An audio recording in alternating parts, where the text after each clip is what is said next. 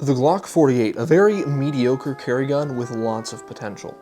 I've owned this Glock 48 here for over 3 years. I've carried it for the majority of that time, and I've fired almost 20,000 rounds through this pistol. With all that experience in mind, I'm going to share for you today the reasons you may want to buy one and why you may not want to. So one of my biggest issues with the Glock 48 out of the box is its magazine capacity. You're getting a 10-round magazine from Glock out of the box. 10 rounds, that's it. And this thing is basically the same dimensions of a Glock 19, just thinner. And when compared to other handguns in this same size category, the Springfield Hellcat, the Hellcat Pro, the SIG P365 and all of its variants, the M&P Shield Plus, and other handguns, you're getting more bullets for the size, right? That size to capacity ratio is much better than the Glock 48. In fact, it might be the worst of all the modern carry guns, those micro 9s. However, there is a solution, and the aftermarket has provided it, and it's going to be the Shield Arms S15 magazines. Now, these magazines are the same size as the standard 48 magazines, still flush fitting. However, you are having to go to the aftermarket to solve a rather significant issue, the magazine capacity. When it comes to going to aftermarket parts, whether it be a trigger, a mag release, a slide release, your sights, there's always the risk of less reliability. And when it comes to something especially like the magazine, that risk is greater because not only is this what holds your ammunition, but it's what feeds your ammunition into your firearm.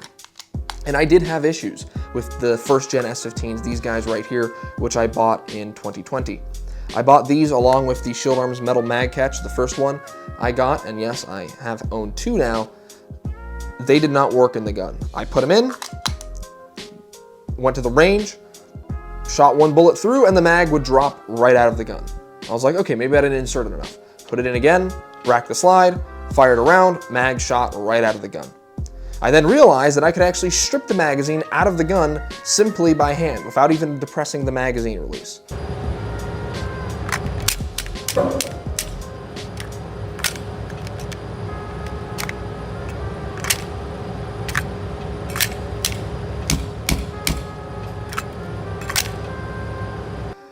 To the credit of Shield Arms, I contacted them, they responded very quickly, and they sent me a new, which is my second, metal magazine release for free, and it arrived very quickly, and after installing that, I've had no issues with the Shield Arms magazines in terms of them not staying in the gun.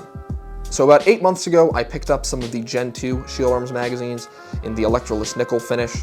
I just wanted to get the finish primarily because I was having an issue where my Gen 1 magazines with the original finish were starting to rust and corrode, and the nickel finish is supposed to resist any sort of corrosion. And so far it has been resisting all those issues. I've not had any of the rust or corrosion issues I did with the Gen 1 magazines. However, I have had the issue with the electroless nickel finish Gen 2 magazines of feeding. When I'd insert the magazine and rack the slide for the first round, sometimes the round would kind of stick up out of the slide like so, leaving the breech partially open and the gun out of battery. That's obviously not good. Now, I was never able to recreate this issue while actually firing, whether hollow point duty ammunition or standard ball range ammunition. However, it still is of concern because you could come into a situation where you get a click of how to bang, for some reason you have to rack the slide and chamber a new round, and then you get that nose up issue with your ammunition. Now, I can't seem to recreate the issue anymore after carrying these magazines for several months, so maybe the magazines have a break-in period. I'm not aware of anything like that, but perhaps that was the issue. But that's just something to keep in mind, that this pistol out of the box comes with a 10-round magazine, and your solution is spending about $100 if you want two magazines. They're about $40 each and a $20 mag catch in order to make this pistol competitive in terms of magazine capacity. So before I explain my next issue with the Glock 48, I need to explain something to anyone who's not familiar with this series from Glock. The 48 comes in two variants. You have the standard 48, which I have here, obviously a little bit tricked out with some accessories and modifications, and then you have the MOS variant. The MOS variant has a light rail and an optics cut. Now, not having an optics cut is not a big deal, especially for a gun of a cheaper price. The optics cut does raise the price because they have to do that machining and milling, and you can always have that done aftermarket. What you can't have done aftermarket is a light rail. This pistol can only accept very few lights, and all of them are weak and anemic, like this Streamlight TLR6. This has an output of about 100 lumens and very little candela. So you're maybe going to be target IDing at 10, 15 yards, but you're definitely not going to be overpowering anyone with this light. And if you're taking shots at 25 yards or further, you really won't be able to see with this light. So you're most definitely going to want to have a handheld light that actually has some power and range and throw to it if you're going to be carrying this version of the Glock 48, because the only lights you're going to get are weak like this. My next issue with the 48 is the OEM texturing. Just like all Glocks, the texturing has always been very weak. The only time I actually liked the texturing on the Glocks was the back strap of the Gen 3 Glock. I thought that was very nice and aggressive, but Gen 4 with the RTF texturing and the Gen 5s and the 48, which follows the same of those essentially protruding little squares along the frame, it's just not enough texturing. Especially the 48, where it's even smoother and less aggressive than your full-size Glocks. It's just terrible. So I had this stippled here by NAF Solutions maybe about 2 years ago, and the stippling's holding up great. So definitely go check out NAF Solutions if you want some stippling on any of your handguns. However, I shouldn't have to be doing that out of the gate. I shouldn't have to be going and purchasing stippling for my pistol. It should have good texturing out of the box. So that is definitely a big gripe to have with this pistol, is the terrible texturing. I understand you don't want super aggressive texturing for concealed carry, and that's fine, but almost slippery texturing, that's not acceptable. My next issue with the 48, both this variant and the MOS, I've noticed, is the trigger. Now I do have an Overwatch precision trigger shoe here, but the internals of the trigger system are still completely stock. So short take up, a little bit shortened due to the way the trigger shoe design is. My big issue is the break. This thing is very heavy, even with several thousand rounds, almost 20,000 rounds to this pistol. It's still at least 5.5 pounds of a pull, and it's a very aggressive pull. It's like nails on chalkboard, where you kind of feel it through your whole body. It just doesn't feel good, right? It has a nice crisp Glock reset, right? Comes out, good reset, but the break just doesn't feel good. It's very,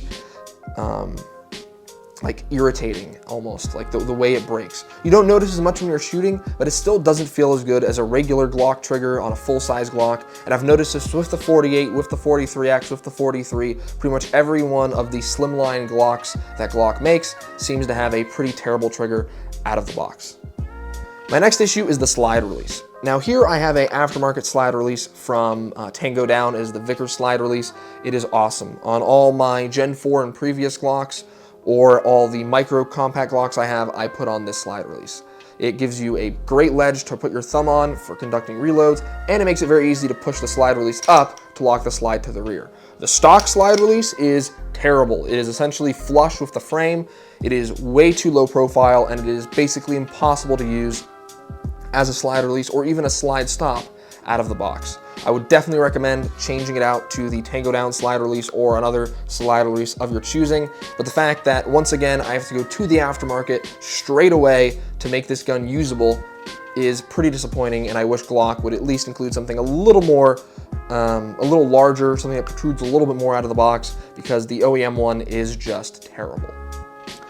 So now that we've talked about the things I don't like about the pistol, let's talk about why I like it, why I've carried it for almost 3 years, and why I would say this is a pretty good offering with a couple modifications.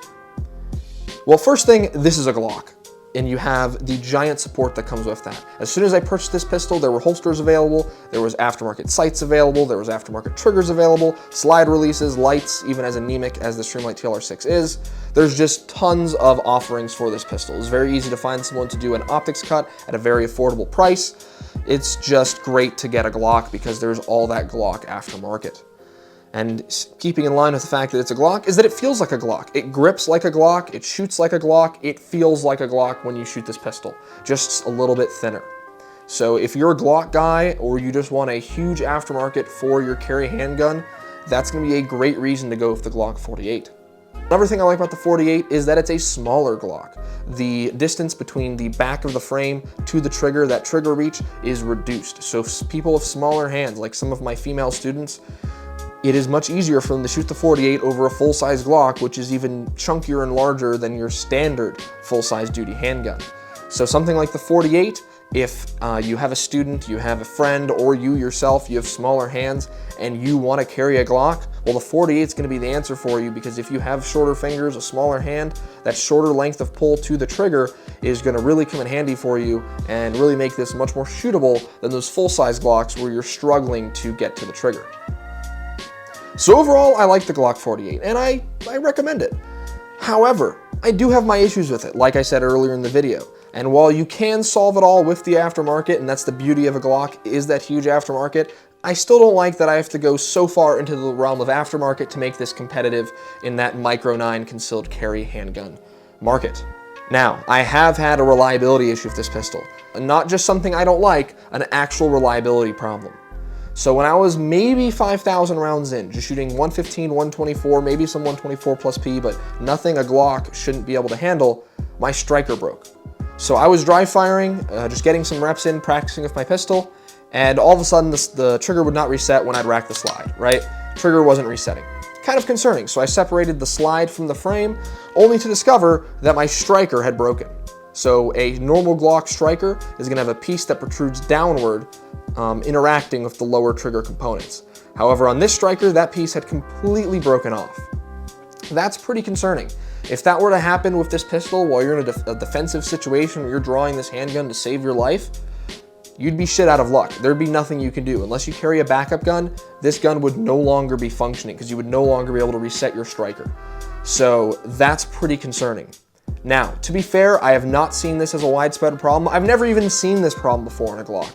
So I'm probably 1 in 1,000, 1 in 100,000, who knows, but this is a very rare issue. And to Glock's credit, they have great customer service. I have had issues before with Glocks that weren't even Glock's fault, and they fixed it. So I have no question at all in terms of their customer service and them fixing it, but it is still a concern. Now, personally, I went with the Shield Arms skeletonized titanium nitride extended striker, and that thing has been great for about 15,000 rounds. It's been super reliable, super successful in this pistol. But once again, I shouldn't be having to go to the aftermarket, but in all fairness to Glock, this was more of a lemon. It does happen. Even a company as reputable as Glock has QC issues. So those are my thoughts and experiences after owning this gun for almost 3 years, carrying it for a majority of that time, and having almost 20,000 rounds through it. If you have any questions about it, feel free to leave them in the comments below. If this video is helpful of you either picking a carry gun or you simply enjoyed it, please leave a like. And if you're looking forward to other reviews of other concealed carry guns that I do have coming down the pipe, please subscribe, because I do have reviews coming from SIG and other companies to see their offerings in the concealed carry Micro 9 market.